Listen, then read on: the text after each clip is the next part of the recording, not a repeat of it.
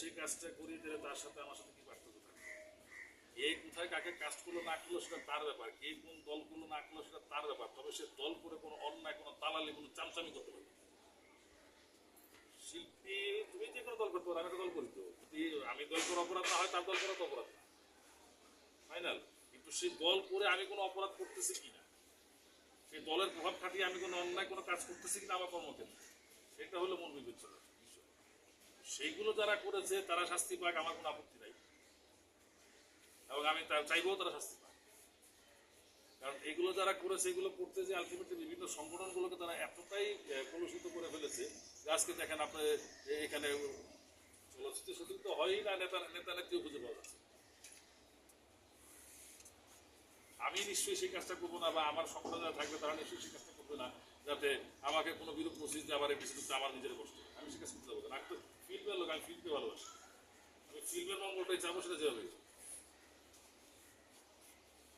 আপনাদের যে সবার স্বার্থ রক্ষায় যে সংগঠনটি তৈরি হয়েছে, সেই সংগঠন থেকে কি এমন কোনো উদ্যোগ নেওয়া হবে যে বিশ্বের বিভিন্ন দেশে এটি রয়েছে যে শিল্পীদের মান বিবেচনা বা গ্রেডিং বিবেচনা করে তাদের যে রেমুনেশনের যে বিষয়টা আছে সেটি ঠিক করে দেওয়া, যে ওই বিষয়টি আছে কিনা বা ওই ধরনের কোনো বা অন্য প্যাটার্নে হবে কিনা আপনাদের?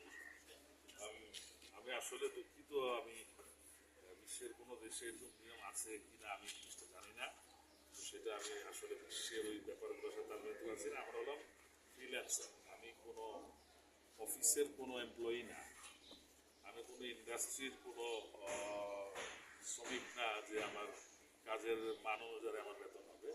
আমি ফ্রিল্যান্সার, আমি এই কাজটা করতে যে পারিশ্রমিক চাবো, যদি তার পোষা আমাকে নেবেন, আমি করবো না, বা সে নেবেন, আবার শেষ।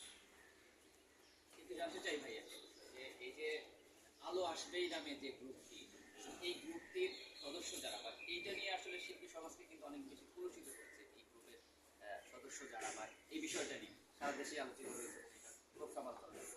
তো এই গ্রুপের সাথে যারা সংশ্লিষ্ট, তাদের তাদের বিরুদ্ধে বা